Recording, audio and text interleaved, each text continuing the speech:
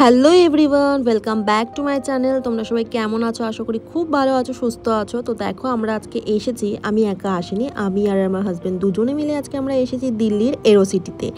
এটা হচ্ছে সংকটমোচন হনুমান মন্দিরে। তাহলে চলো, তোমাদের সাথে আজকে এই সুন্দর মুহূর্তটি আমি শেয়ার করতে চাই। ভিতরে কিরকম দেখতে, আমিও আজকে প্রথমবার এসেছি, তোমাদের সাথে পুরো ভিডিওটি আমি যতটা পারবো আমি শেয়ার করবো আর কি। আর এই মন্দিরে ঢুকতেই কিন্তু বাঁদিকে কিন্তু শু স্টল ছিল, যেখানে তোমরা জুতো জমা করতে পারো, আর কিন্তু কলও ছিল, যেখানে হাত পা কিন্তু আমরা ধুয়ে তবেই এসেছি, কিন্তু সেটা আর ভিডিও করে দেখানো হয়নি। কিন্তু ভেতরে তো দেখলেই গেটটি দিয়ে আমরা ঢুকলাম, আর এটা কিন্তু ভেতর দিক থেকে কিন্তু ঠিক এই গেটটি, মানে আমরা কিন্তু এখন ভেতরে চলে এসেছি।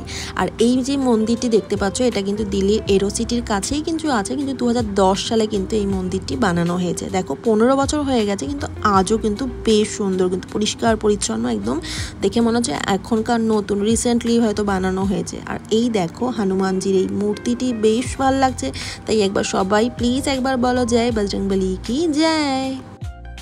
আর দেখো, এরকম একটা সুন্দর গার্ডেন এরিয়া করা রয়েছে, যেখানে বাচ্চারা খেলাধুলা করছে, সবাই বসে আছে। আর এখনও তো ঘড়িতে ওই ঠিক 4টার মতন হয়তো বাজছে, তো আমরা এখন সেই টাইমেই চলে এসেছি। আর এটা তো এখন লাইট জ্বলবে শুনলাম, তো লাইট জ্বললে নাকি আরও বেশ ভালো, তখন তোমাদের সাথে কিন্তু। আর এই মন্দিরটি কিন্তু সকাল 6:30 থেকে 11:30 পর্যন্ত খোলা থাকে, আর বিকেলে কিন্তু 5টা থেকে 8:30 পর্যন্ত কিন্তু খোলা থাকে।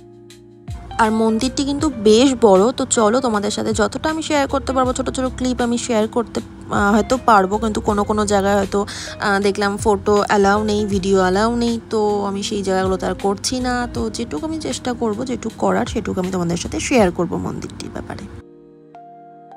আর এই মন্দিরটি কিন্তু ওই সাউথের দিকে যে মন্দিরগুলো হয়, যে তামিল স্থাপত্যের যেভাবে বানানো থাকে তামিলের দিকে, তো ওই রকমই কিন্তু এখানেও বানানো রয়েছে ঠিক। আর এখানে কিন্তু শুধুমাত্র হনুমানজিরই কিন্তু মন্দির নেই, এখানে কিন্তু রাধাকৃষ্ণ, শিব এবং সাই বাবারও কিন্তু মন্দির রয়েছে।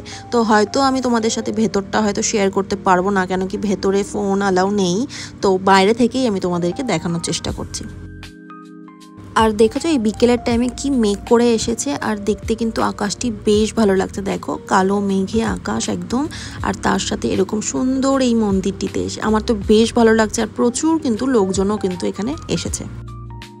আর তোমরা কারা কারা এসেছো এই মন্দিরে অবশ্যই কিন্তু আমাকে কমেন্ট করে জানাবে। আর যারা আসুনি, যারা দিল্লির বাইরে থাকো, তাদের জন্য বলছি, তাদের জন্যই কিন্তু আমি এই ভ্লগটি কিন্তু শেয়ার করছি যতটা আমি পারছি আর কি। তো ছোট ছোট ক্লিপ দিয়ে আমি তোমাদের সাথে এই ভ্লগটি বানানোর চেষ্টা করছি।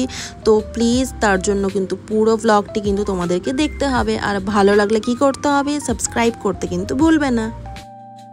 তোমরা দেখতেই পেলে এই যে মন্দিরটি, তার এই মন্দিরটির সৌন্দর্যতা বাড়িয়ে তুলেছে এই পিলারগুলো, যেখানে বিভিন্ন পশুর নকশা করা রয়েছে। আর এই যে সামনে মন্দিরটি দেখতে পাচ্ছ, এটাই কিন্তু সেই সাই বাবার মন্দির। তো এখানে কিন্তু অলরেডি বাইরে কিন্তু বোর্ড লাগানো রয়েছে, ফোন নট অ্যালাউড, মানে ভিডিও করা যাবে না আর কি। তো সেই কারণে আমি আর ভিডিও করছি না। তো পরে তোমাদের সাথে কিন্তু আবার দেখা হচ্ছে, আমি ততক্ষণে ভেতরটা ঘুরে আসছি।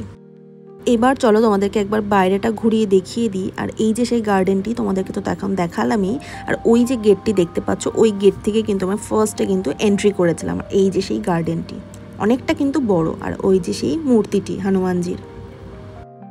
আর এখন দেখো, সন্ধ্যা প্রায় লেগেই গেছে, আর দেখো লাইটগুলো কিন্তু জ্বালিয়ে দিয়েছে। আর তোমাদেরকে তো বললামই আমি যে লাইট জ্বালালে আমি অবশ্যই তোমাদের সাথে শেয়ার করব। দেখো কত ভিড়, এখনও সবাই কিন্তু পুজো দিতে এসেছে। তো দেখো, কেমন লাগলো ভ্লগটি অবশ্যই কিন্তু কমেন্ট করে জানাবে। আর ভালো লাগলে কিন্তু সাবস্ক্রাইব করতে ভুলবেন না। আবার দেখা হবে অন্য একটা কোনো ভ্লগে। ততক্ষণের জন্য সবাইকে বাই, সবাইকে গুড নাইট, সবাই ভালো থেকো, সুস্থ থেকো, স্টে টিউন গাইজ।